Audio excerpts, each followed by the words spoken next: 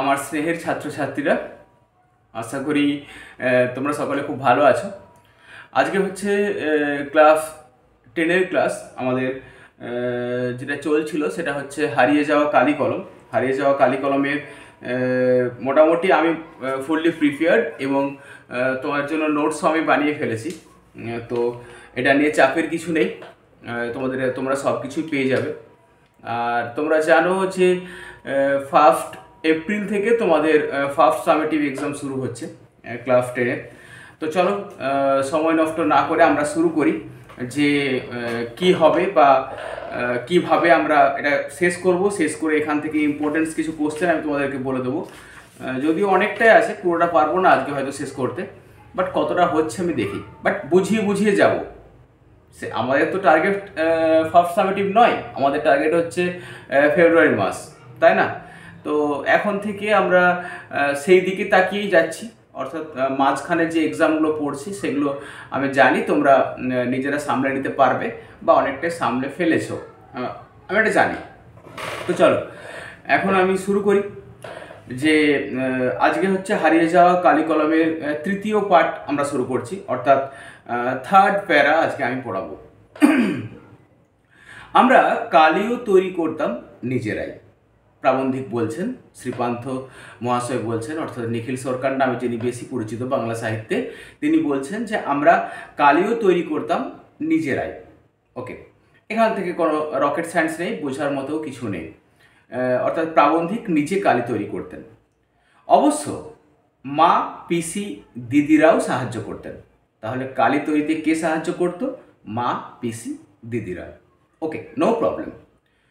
প্রাচীনেরা বলতেন, এখান থেকে শুরু, দেখো কনফ্লিক্ট শুরু। প্রাচীনেরা বলতেন অর্থাৎ প্রাবন্ধিকের যে সময়, তার আগের সময়ের ব্যক্তিরা, অর্থাৎ সভ্যতার শুরুতে যখন কালি বা লেখালেখির প্রসঙ্গটা প্রথম আসছে, সেই সব ব্যক্তিরা বলতেন, প্রাচীন যারা পড়াশোনার সঙ্গে যুক্ত ছিলেন তারা বলতেন, তিল ত্রিফলা শিমুল ছালা, ছাগ দুগ্ধে করি মেলা, লৌহ পাত্রে লোহাই ঘষি, ছিঁড়ে পত্র না ছাড়ে মসি। দেখ, এখান থেকে কিছু অর্থ আমি তৈরি করেছি। সেটা হচ্ছে যে তিল, তিল তো তোমরা গ্রামের ছেলে মেয়ে যারা আছো তারা সবাই জানো, কিন্তু যারা আমার কলকাতা এবং বারডোয়ানের ছেলে মেয়ে আছো তাদের ক্ষেত্রে বলে দিই, তিল হচ্ছে একটা শস্য যেটা দেখবে কালো কালারের একটু দেখতে হয়, ঠিক আছে? তো বলছে তিল ত্রিফলা। এখন ত্রিফলা কি? ত্রিফলা হচ্ছে বহেড়া, হরিতকি আর আমলকি।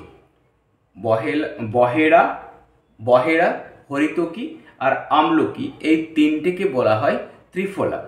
তো বলছে তিল ত্রিফলা শিমুল ছালা।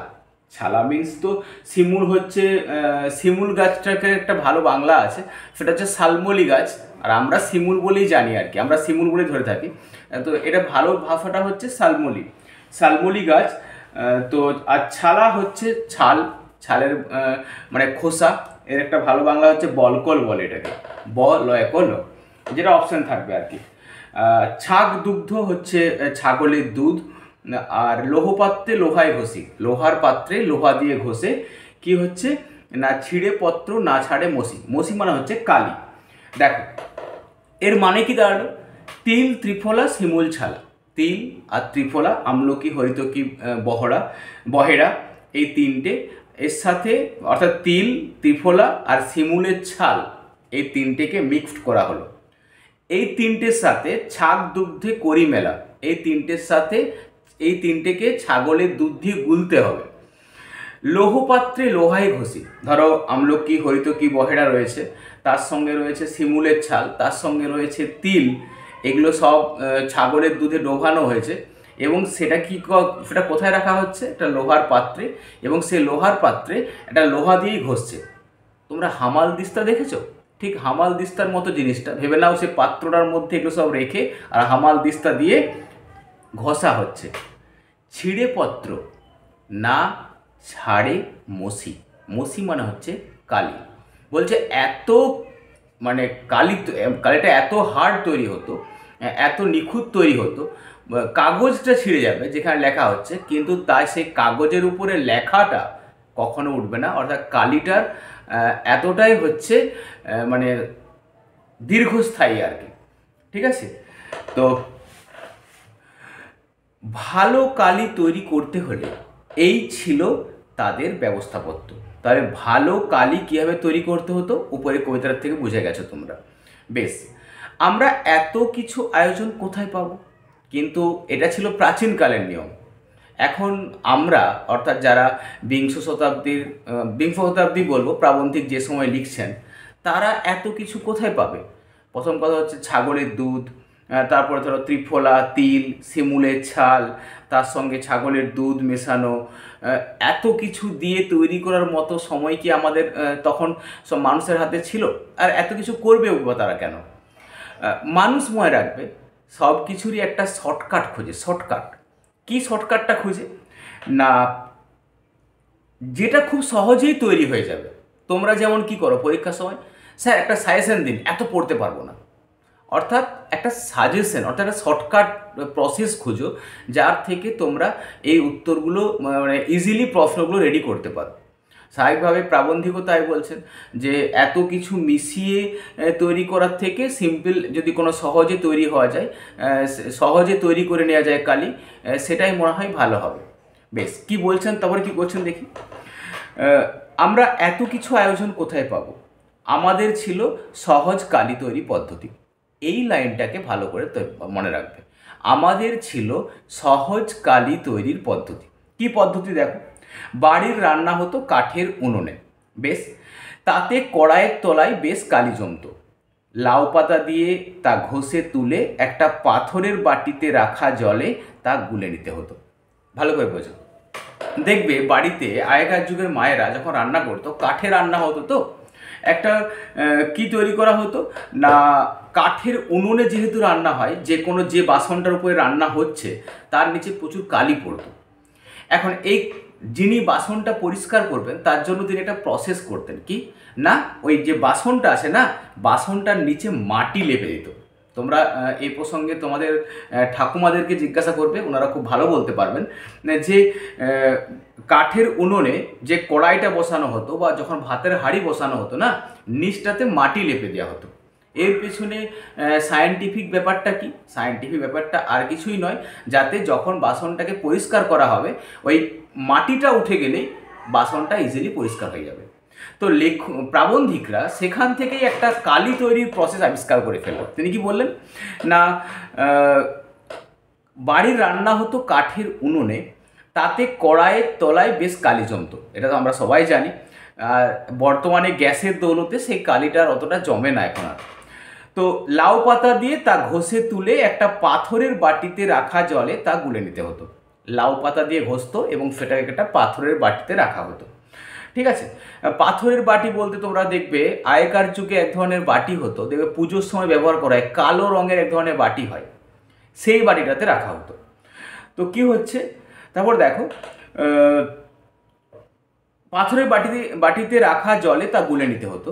আমাদের মধ্যে যারা ওস্তাদ মানে যারা হচ্ছে, আমরা ওস্তাদ কাকে বলি, যারা হচ্ছে পারদর্শী, তারা ওই কালো জলে কি করতো না, হরিতকি ঘষতো। অ্যাকচুয়ালি হত্যকি ঘষতো।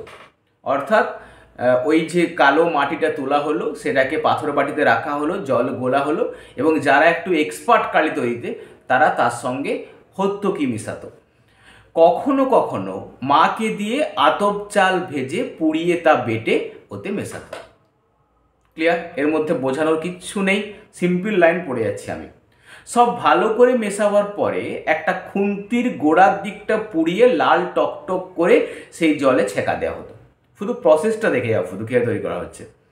কি করা হলো না, হত্যকি ঘষার পরে আতপ চাল ভেজে পুড়িয়ে তা বেটে তার সঙ্গে দেওয়া হতো, এবং একটা খুন্তিকে গরম, তার পিছনের দিকটা অর্থাৎ যেখানটা ধরা হয় সেটা কি করা হতো না, খুন্তির গোড়ার দিকটাকে পুড়িয়ে লাল টকটকে করে সেই জলে ছেঁকা দেওয়া হতো, অর্থাৎ জলটাকে গরম করা হতো। এখন আমরা শীতকালে সেই একটা রড ব্যবহার করি না জল গরম করার জন্য, ঠিক সেরকম। অল্প জল তো, তাই অনেক সময় টকবক করে ফুটতো। টকবক করে কীটা ফুটতো, ওই কালো কালিটা যেটা পাথর বাটিতে রাখা হয়েছে সে মাটিটা আর কি। আচ্ছা, আর হরিতকিটা অবশ্যই। তারপর ন্যাকড়ায় ছেঁকে দোয়াতে ঢেলে কালি। তারপরে কি হতো, তারপর ন্যাকড়ায় ছেঁকে দোয়াতে ঢেলে কালি। ন্যাকড়ায় ছেঁকা হতো কারণ মাটিগুলো, মাটির ডাফট, হরিতকির ডাফট এগুলো যেহেতু থাকতো সেগুলোকে ন্যাকড়ায় ছেঁকে দেওয়া। একটা ন্যাকড়া মানে হচ্ছে কাপড়ের টুকরো, কাপড়ের টুকরোকে তৎকালীন যুগে ন্যাকড়া বলা হতো। তো একটা ন্যাকড়ায় ছেঁকে কী করা হতো না, ন্যাকড়ায় ছেঁকে দোয়াতে ঢেলে কালি। ন্যাকড়া আর কিচ্ছু নয়, ওয়েস্ট ক্লথ। অর্থাৎ ধরো কেউ তুমি একটা ড্রেস পরেছো বা মায়েরা যে শাড়ি পরেন সেই শাড়িটা যখন পুরনো হয়ে যায় তখন তার তো ফেলে দেয়, তো তার একটা পার্ট যখন ছিঁড়ে নেওয়া হয় সেই পার্ট ছিঁড়ে নেওয়া অংশটাকে বলা হয় ন্যাকড়া। ন্যাকড়া হচ্ছে ব্যবহৃত একটা কাপড়ের অংশ বিশেষ। ওকে, বেশ। অল্প জল তো, আচ্ছা এটা হলো। দোয়াত মানে মাটির দোয়াত, এটা মনে রাখবে। দোয়াত মানে হচ্ছে মাটির দোয়াত। বাঁশের কলম, মাটির দোয়াত, ঘরে তৈরি কালি, আর অবশ্যই আমরা জানি কলা পাতা এটাতে লেখা হতো। হয়েছে? তাহলে কিসে লেখা হচ্ছে? বাঁশের কলমে, মাটির দোয়াতে কালি থাকতো, আর ঘরে তৈরি কালি আর কলা পাতা। বলতে গেলে তাই নিয়ে আমাদের প্রথম লেখালেখি। বলতে গেলে এটাই হচ্ছে কি না, এটা দিয়েই তাদের প্রথম লেখালেখি শুরু।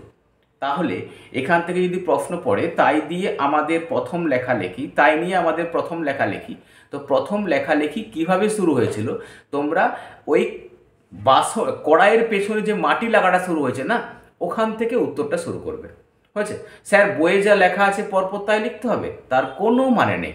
তুমি তোমার সিম্পল কি বলবে, একটা কড়াইয়ের নিচে মাটি দেওয়া হতো, মাটিটাতে সেই কড়াইটাকে যখন উনুনে বসানো হতো সেখানে একটু কালি পড়তো, সেখানে কালি পড়তো, সেই কালিটাকে একটা পাথর বাটিতে রাখা হতো, কিছু কিছু মানুষ তার মধ্যে হর্তকি মেশাতো, পরে একটা খুন্তিকে গরম করে সেখানে ডুবিয়ে ফোটানো হতো এবং সেটাকে একটা মাটির দোয়াতে রেখে বাঁশের কলম দিয়ে লেখা হতো। বাস, সিম্পল প্রশ্ন।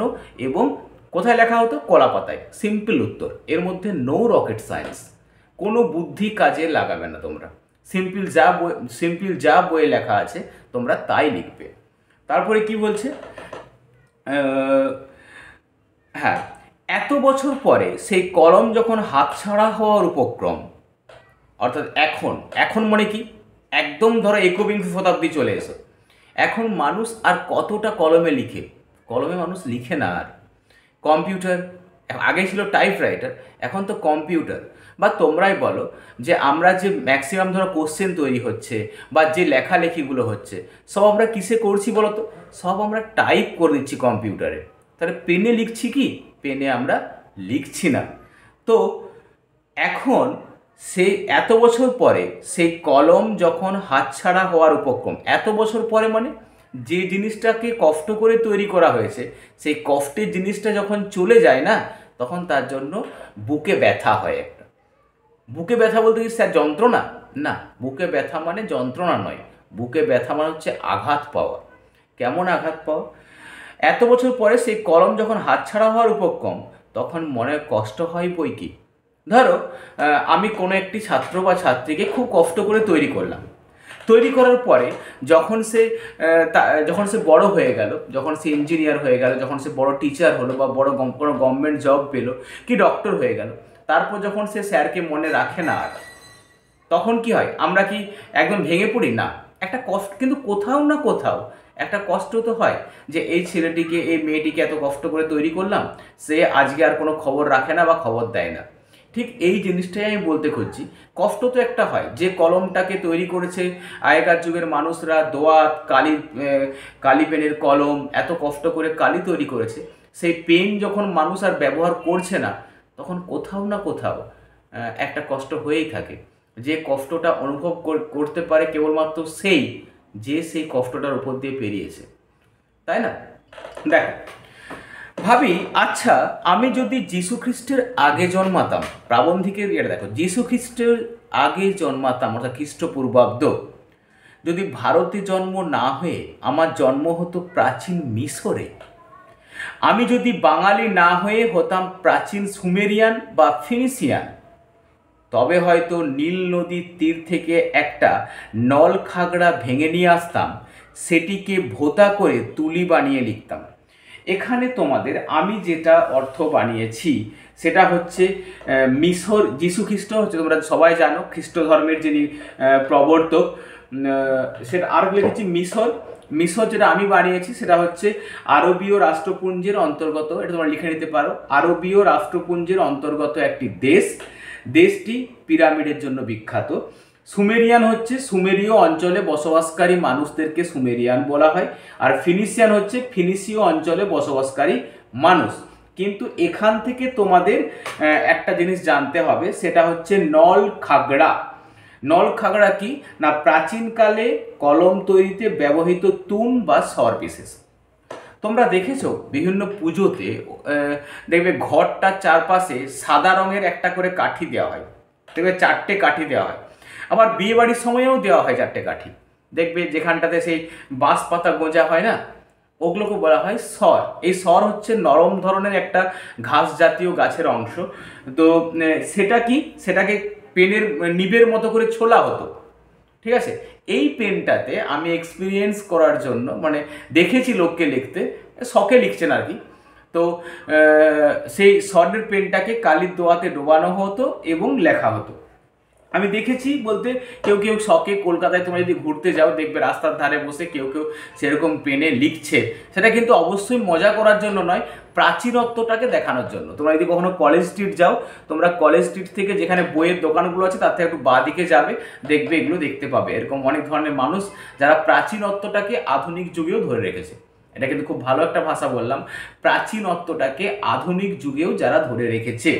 বেশ, তবে হয়তো নীল নদীর তীর থেকে একটা নল খাগড়া ভেঙে নিয়ে আসতাম। তাহলে নল খাগড়া শব্দের অর্থ যেটা আমি বললাম, প্রাচীনকালে কলম তৈরিতে ব্যবহৃত তৃণ বা স্বর বিশেষ, তোমরা স্বরও বলতে পারো। বেশ, আচ্ছা, এরপরে কি বলছে, সেটিকে ভোতা করে তুলি বানিয়ে লিখতাম, ঠিকঠাক। হয়তো সুচালো করে কলম বানাতাম। বেশ, এখানে বোঝানোর কিছু নেই। হয়তো ফিনিশীয় আমি, ফিনিশীয় মানে হচ্ছে ফিনিশীয় দ্বীপপুঞ্জের কথা বলা হয়েছে। হয়তো ফিনিশীয় আমি বন প্রান্ত থেকে কুড়িয়ে নিতাম একটা হাড়। এগুলো থেকে প্রচুর শর্ট কোশ্চেন টানে। ফিনিশীয় হলে প্রাবন্ধিক কি কুড়িয়ে আনতেন না, বন প্রান্ত থেকে কুড়িয়ে নিতেন একটা হাড়, সেই আমার কলম। তাহলে ফিনিশীয় হলে হাড় দিয়ে কলম তৈরি করা হতো, মনে রাখবে। তাহলে ফিনিশীয় হলে হাড় দিয়ে কলম তৈরি করা হতো। এমনকি আমি যদি রোম সাম্রাজ্যের অধীশ্বর হতাম, আমি যদি হতাম স্বয়ং জুলিয়াস সিজার, তাহলেও আমার শ্রেষ্ঠ কারিগররা বড় জোর একটা ব্রোঞ্জের শলাকা, যার পোশাকি নাম স্টাইলাস। এটা তোমরা 100% লিখে রাখতে পারো। স্টাইলাস কি বা স্টাইলাসের বাংলা কি, ব্রোঞ্জের শলাকা। এটা তোমরা 3টে সামেটিভের মধ্যে একটাতে অবশ্যই কমন পাবে, অর্থাৎ ফার্স্ট সামেটিভ বা সেকেন্ড সামেটিভ বা টেস্টের মধ্যে একটাই শিওর শর্ট যে স্টাইলাস কি, এটা পড়বে। কিংবা না হলে ফাইনালে তো শিওর শর্ট। এটা 1 নম্বরের জন্য একটা পার্ট অ্যান্সারে এই স্টাইলাস কি, এটা অবশ্যই আসার সম্ভাবনা প্রবল। পার্ট মার্কিংয়ের জন্য ভীষণ ইম্পর্ট্যান্ট। তুলে দিত আমার হাতে। বেশ, তাহলে স্টাইলাস কি বললাম, ব্রোঞ্জের শলাকা। দেখো, তুলে দিত আমার হাতে, তার বেশি কিছু নয়। সিজার যে কলমটি দিয়ে কাসকাকে আঘাত করেছিলেন, এটাও পার্ট কোশ্চেন। সিজার কাকে আঘাত করেছিলেন, কাসকাকে, সেটি কিন্তু এই স্টাইলাস বা তার বেশি কিছু নয়। স্টাইলাস অর্থাৎ ব্রোঞ্জের শলাকা। কলম সেদিন খুনিও হতে পারে বই কি। এখন দেখো, কালি পেন তোমরা দেখেছো, কালি পেনের নিবটা খুব সুচালো হয় আর কি। ওই কালি পেন দিয়ে মানুষ খুনও হয়েছে। স্যার, এটা আপনি কি করে বললেন যে মানুষ খুনও হয়েছে? মানে মানুষ খুন করা যায় এমন উপযুক্ত ধারালো সেটা হয়। এ প্রসঙ্গে বিভিন্ন গোয়েন্দা গল্প আছে, তোমরা পড়বে যে কালি পেন দিয়ে খুন হচ্ছে। অ্যাকচুয়ালি কালি পেন, এখানে প্রাবন্ধিক এটাই বলতে চেয়েছেন যে কালি পেনের মুখটা ভীষণ তীক্ষ্ণ হয় এবং সরু এবং সুচালো হওয়ার জন্য সেটা দিয়ে মানুষকেও হত্যা করা যায়, এতটাই সেটা তীক্ষ্ণ হয়। আচ্ছা, তারপর কি হয়েছে, কলম সেদিন খুনিও হতে পারে বই কি। চীনারা অবশ্য চিরকাল লিখে আসছে কিসে না, তুলিতে। চীনারা অবশ্য চিরকালই লিখে আসছে তুলিতে। শর্ট কোশ্চেন এটা। তাদের বাদ দিলে এই সেদিন পর্যন্ত বিশ্বের জ্ঞানাঞ্জন শলাকা ছিল সর্বার্থেই শলাকা। বিশ্বের জ্ঞানাঞ্জন শলাকা ছিল সর্বার্থেই শলাকা, তা বাঁশের হোক, নলখাগড়ার হোক, পাখির পালক আর ব্রোঞ্জেরই হোক। দেখো, বিশ্বের জ্ঞানাঞ্জন শলাকা এখানটাতে তোমরাকে এখানটায় বুঝতে হবে। দেখো, আমি একটা অ্যাকচুয়ালি এখান থেকে যে অর্থটাকে আমি বানিয়েছি সেটাকে করেছি জ্ঞানাঞ্জন। আমি এটাকে প্রথমে সমাস করে নিয়েছি, জ্ঞান রূপ অঞ্জন, অর্থাৎ জ্ঞানের অঞ্জন মানে হচ্ছে কাজল, আর জ্ঞানের কাজল তাহলে হলো জ্ঞান রূপ অঞ্জন, জ্ঞানের কাজল। অর্থাৎ এখান থেকে করেছি জ্ঞানের কাজল দু চোখে লেপে দিতে যে শলাকা ব্যবহৃত হয়, বিষয়টি সম্পূর্ণ আলংকারিক এখানে কলম বুঝিয়েছেন। বিষয়টি সম্পূর্ণ বোঝানোর জন্য এটা আমি নিয়েছি তোমার প্রান্তিক বই থেকে, বাট এরকম অর্থ করলে হবে না, শুধু এটুকুই করবে জ্ঞান রূপ অঞ্জন অর্থাৎ জ্ঞানের কাজল। হয়েছে? তো এখানে কথাটা কি বলা হচ্ছে যে কথাটার মধ্যে বিরাট কিছু লেখা আছে তা কিন্তু নয়। তাদের বাদ দিলে, অর্থাৎ তাদের বলতে কাদের, চীনাদের বাদ দিলে এই সেদিন পর্যন্ত বিশ্বের জ্ঞানাঞ্জন অর্থাৎ বিশ্বের যারা জ্ঞানীগুণী ব্যক্তি শলাকা ছিল সর্বার্থেই শলাকা, অর্থাৎ শলাকা দিয়েই তারা কি করত, শলাকা ব্রোঞ্জের শলাকা মানে হচ্ছে ব্রোঞ্জের কাঠি, অর্থাৎ সর্বদাই সেই শলাকা দিয়েই এটাকে তারা তৈরি করতো বা বানাতো। আগে ভালো করে শলাকা হচ্ছে কি, আগে মিনিং লক্ষ্য না, সরু কাঠি, জ্ঞানাঞ্জন শলাকা অর্থাৎ জ্ঞান রূপ অঞ্জন বা কালি যার দ্বারা সত্যের প্রকাশ ঘটে। এটা করবে উত্তরে।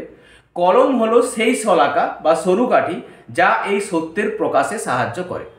আই রিপিট, তাহলে জ্ঞানাঞ্জন কি, জ্ঞান রূপ অঞ্জন অর্থাৎ জ্ঞানের কাজল, অর্থাৎ জ্ঞানের কাজল না বলে আমরা বলবো জ্ঞানের কালি, যেটা দিয়ে সত্যের প্রকাশ ঘটে থাকে। এবং কলম সেই শলাকা, শলাকা মানে সরু কাঠি যা এই সত্যের প্রকাশে সাহায্য করে। মোদ্দা কথা, গোদা বাংলায় কলমের সাহায্যে সত্যকে আমরা লিপিবদ্ধ করে থাকি কোনো জায়গায় খাতায়। দেখো, আমি একটা জিনিস জানলাম, ভুলে যাওয়াটার মধ্যে কোনো ভুল কিছু নেই, কারণ ভুলে যাওয়াটাই হচ্ছে নিয়ম। তো ভুলে যাওয়ার পরে যাতে আমরা ভুলে না যাই তার জন্য আমরা কি করি, লিখে রাখি।